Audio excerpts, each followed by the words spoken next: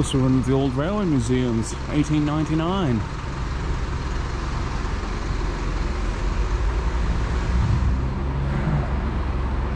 Oh, let's go have a look.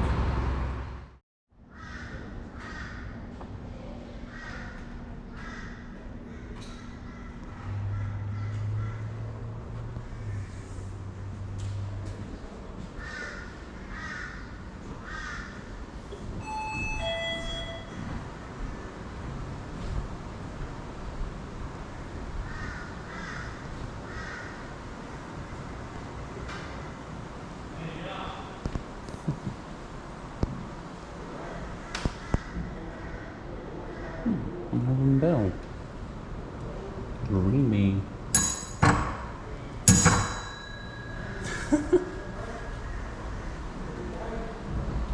Diesel steam engine cars.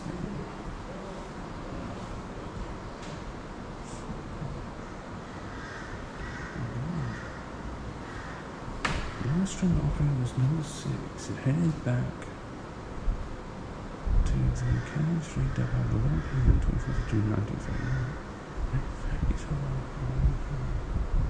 Ah, we've read about all this online. If anybody is interested in learning a little bit of history.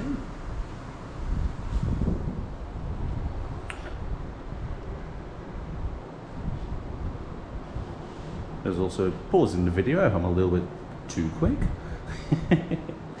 Do pardon me for that one.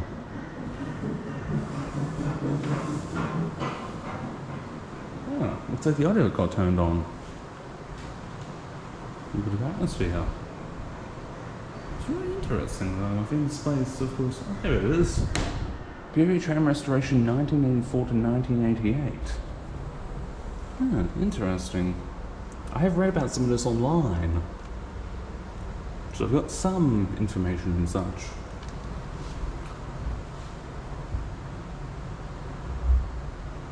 This looks to be some sort of blueprint, perhaps.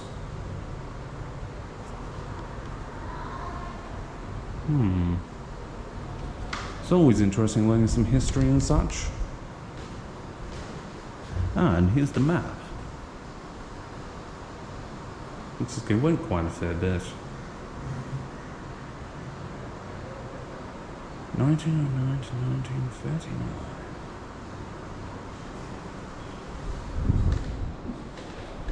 And a timetable as well.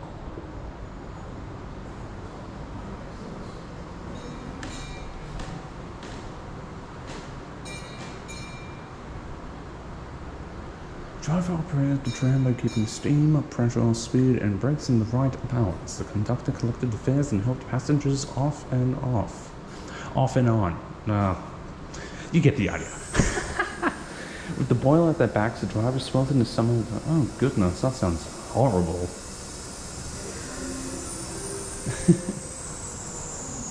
This analysis of the trams and off the confused against each other. Oh goodness. We're gonna have some fun somehow in the old days. I'm gonna go to the next area.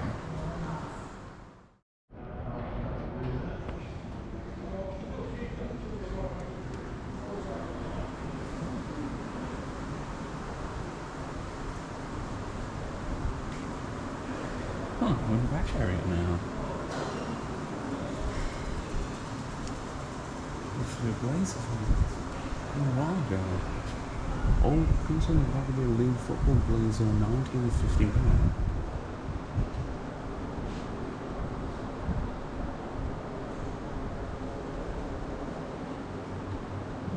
Stuff. Lamp from 1946. Oil slate glass from the 1800s.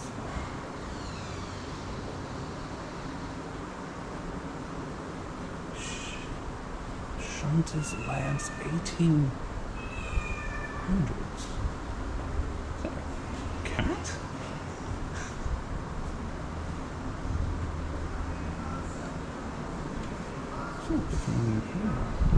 I was told if we head up these stairs I can pull a lever.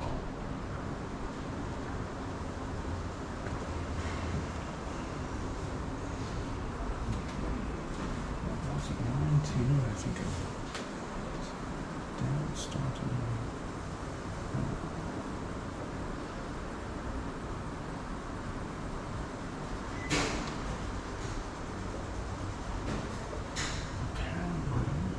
I can't quite see it. Yeah.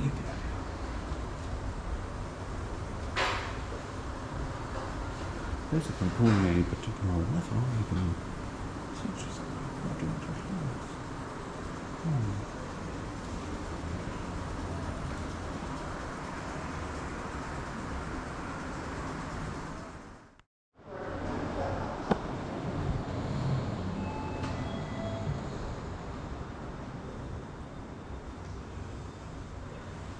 Must be the captain's area if I'm not mistaken, for an old store.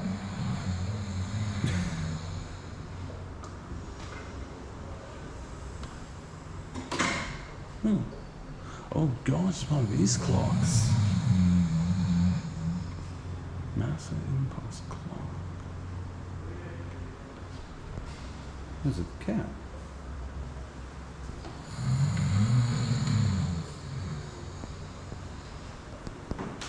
A map from 1973.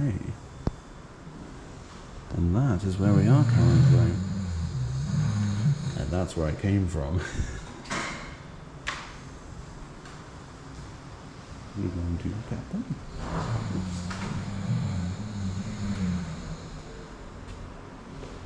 The station master is responsible for organizing ticket sales, watching trains, using administrative work.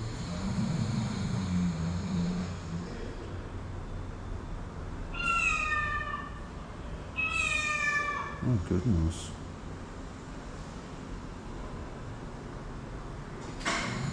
The Ghost of Alger Park. Out to 1900s. Where was it? Carriages. Signal flares. Ah, I might know about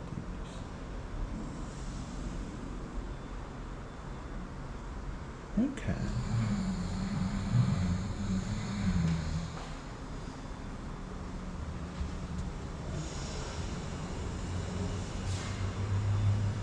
While we're getting ready, let's talk about some of this. This is the family getting ready to head off and having a picture taken. There's a dog and some geese here. Or ducks. Some tools, it seems.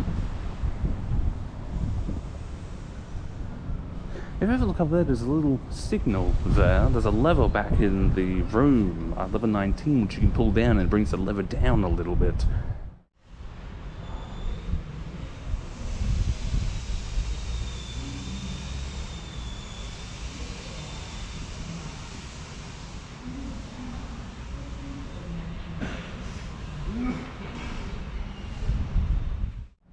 It's a little bit too sunny in the office back there. Just going to look at some of the trains.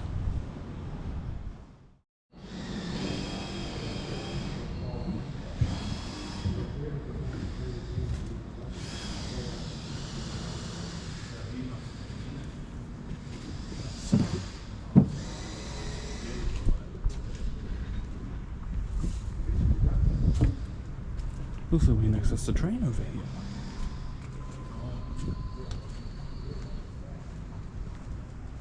See how it looks like.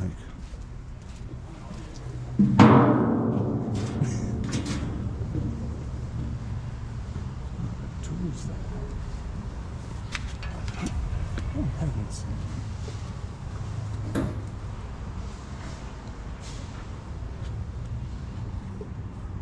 Pardon the intrusion. Oh wow. So this is what it was like in an old train.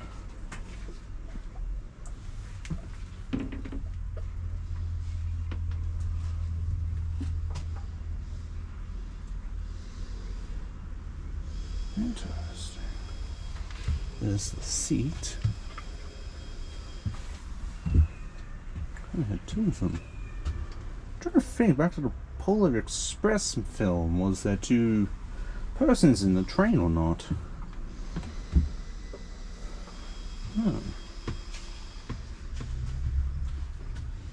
Let's go visit the other one.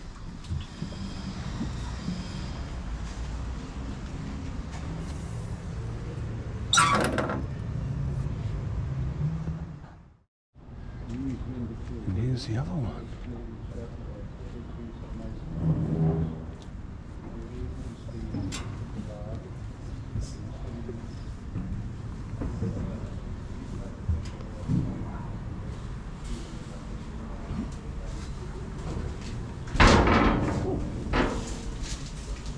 What the? Oh, I forgot what this is. This looks to be the engine, the fuel.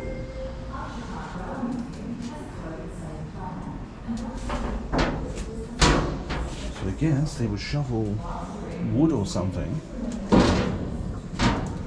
into the compartment down here.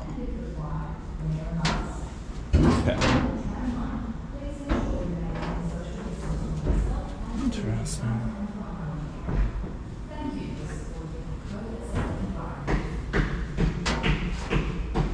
Not sure there's one, but let's keep looking. I think there is.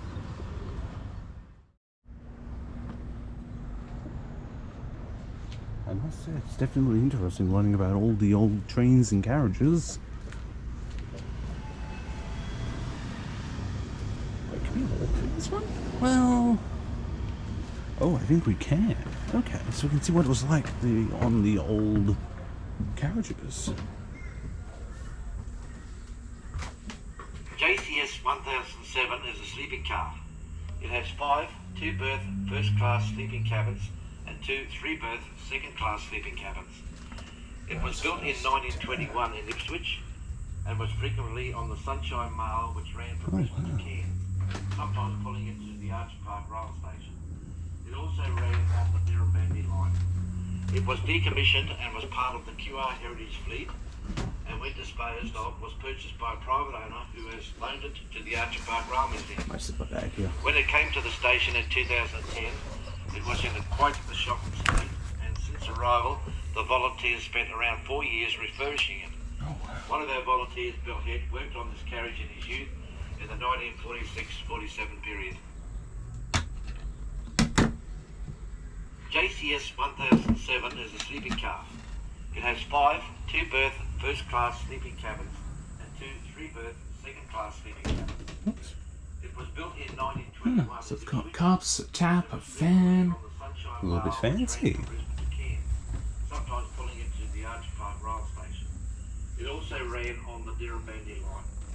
It was decommissioned and was part of the QR Heritage fleet, and when disposed of, was purchased by a private owner who has loaned it to the Archer Park rail museum. When it came to the station in 2010, it was in quite a shocking state. I'm curious if one may enter.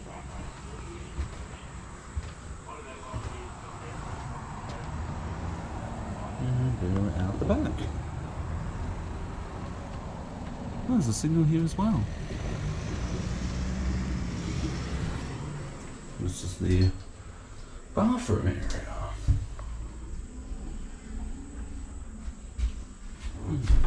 And a mirror. Hello.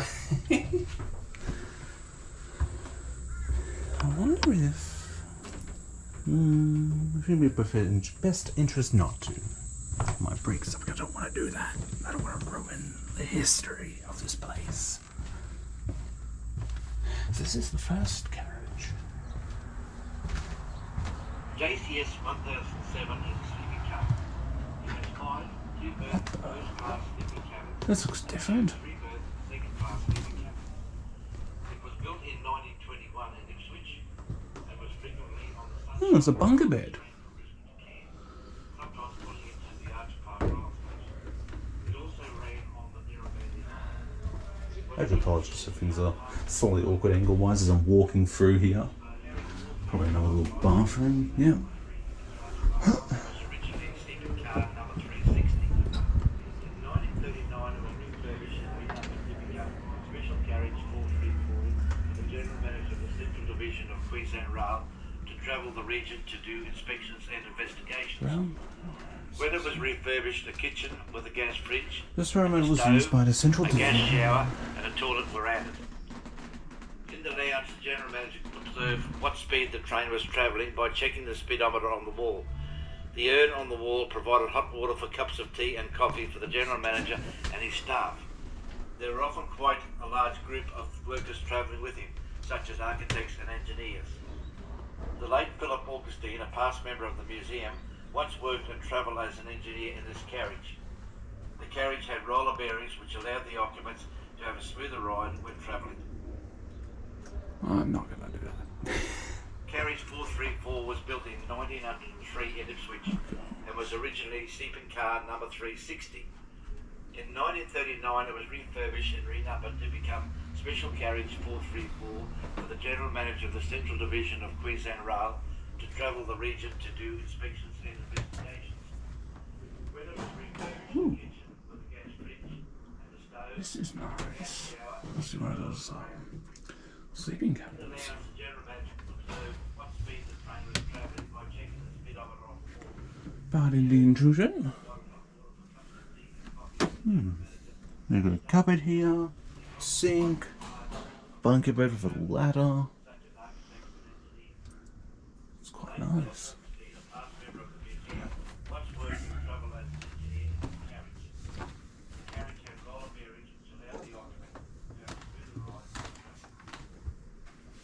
A nice little tea room. Would you like some tea and crumpets? Sorry, I'm a bit of a fun person sometimes.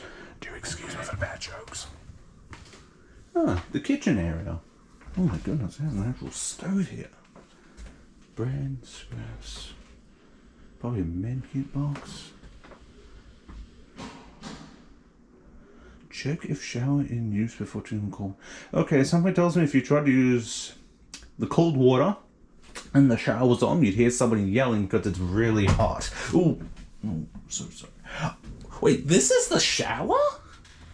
What the? Oh my gosh. I didn't even notice what's the shower. So it's connected to the kitchen. Oh. Well, yes, it's a kitchen. Huh. But yes, something tells me that if one were to try and use cold water, you'd probably want to burn the poor person in the shower. Oh dear. Okay. Switch pump off before leaving car. Ah, the cylinder. Okay.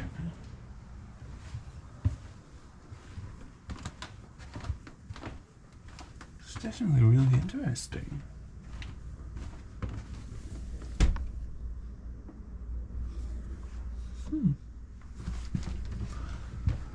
Might keep moving. Carriage 434 was built in 1903 in Ipswich. It was originally sleeping car number 360. 1939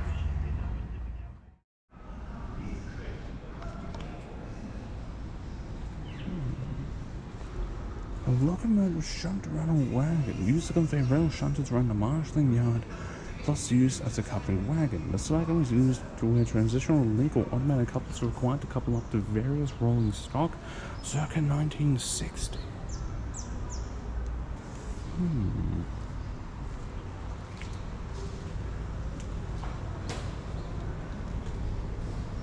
Flat top trolley. Convey materials for engines and carriages to the various types of building maintenance work was being carried out. Some railway jacks. Oh gosh, this. I recognize this. The pump inspection trolley. Built by the Sheffield Motor Company in Michigan, USA. The pump trolleys were probably built in the 1920s, at a Model 45 design not earlier than 1889. The pump trolleys were used by railway fettlers and road gangs to inspect the running track. As a rule, foremen operated a pumper being the Queensland rail term for these rail vehicles. Okay.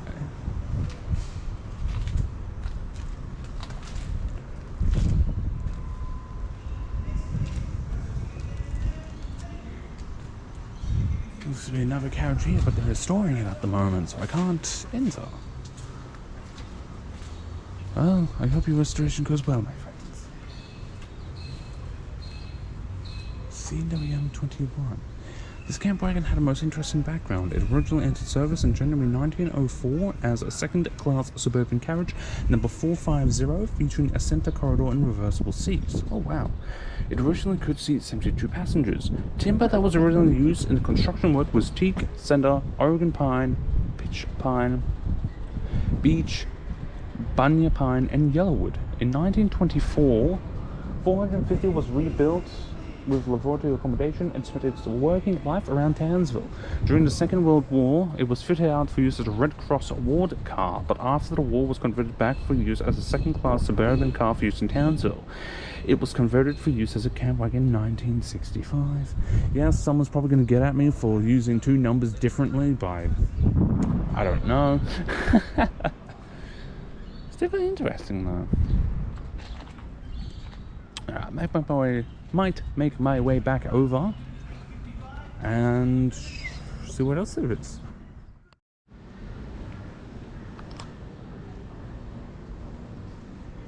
Jam board. If I'm not mistaken, this is only on Sunday.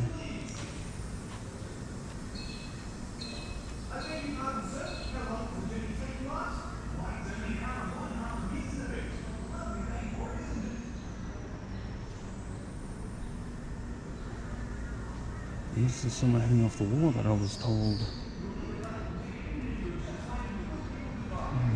Might be World War I or II.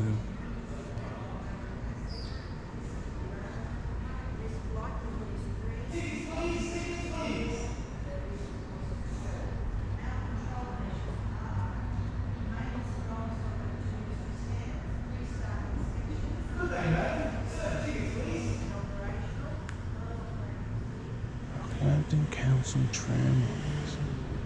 The Prairie Steam Train.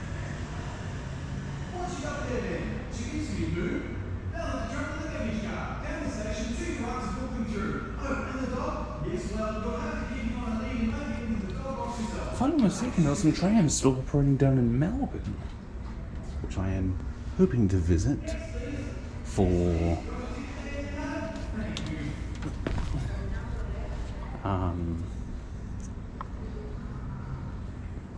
October.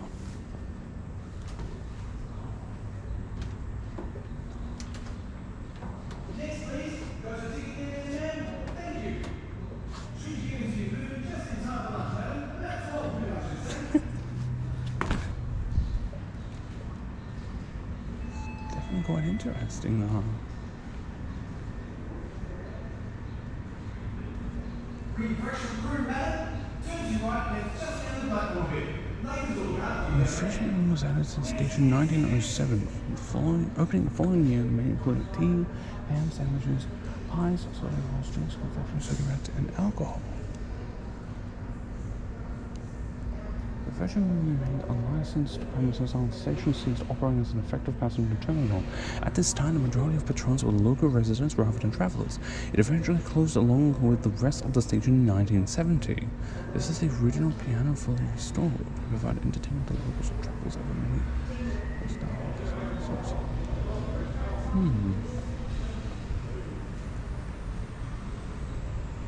Might just be everything here for now. Oh, here it is. In World War II, the advance of the Japanese through Southeast Asia presented an immediate threat to Australia. Hundreds of troops trained passed through Rockhampton during the war. On one night, General MacArthur slept at Archer Park Station in his private carriage. With many men absent in the armed forces, the woman left behind performed essential work for local farms and industries. So it was World War II, I think. 1962, 1965. Definitely some interesting history here.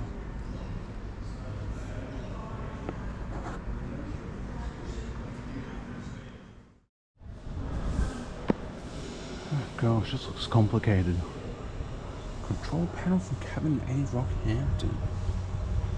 This control panel was the main operational control over all rail traffic through the Rockhampton region for several decades. It was replaced with modern computer-based traffic control in the late 1980s. This control panel would line up signals out on the track, giving train information. think this is what gets used for the entire rail network system. Gosh, it looks so complicated.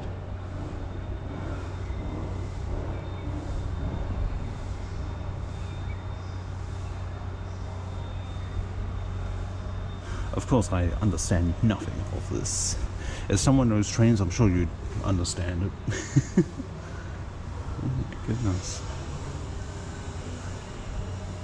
The minute board sits above the control panel and reflects everything on the panel, but in a different way. The minute board shows things such as the train moving between stations.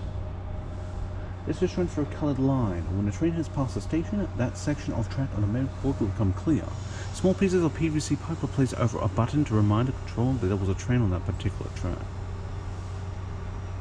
Ah, so that they don't accidentally flip a switch perhaps they're not supposed to and cause an accident. Interesting.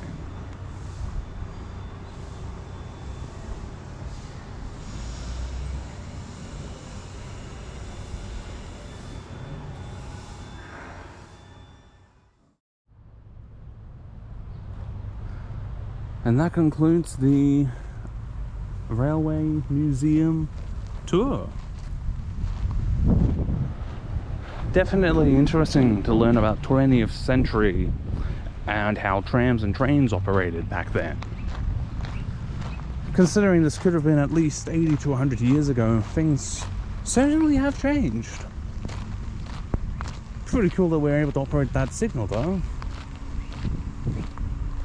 But yeah, I'm gonna head over to the next location.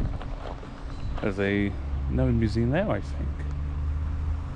Well, that's gonna be it for this video. I will catch you in the next video at the next location. Farewell.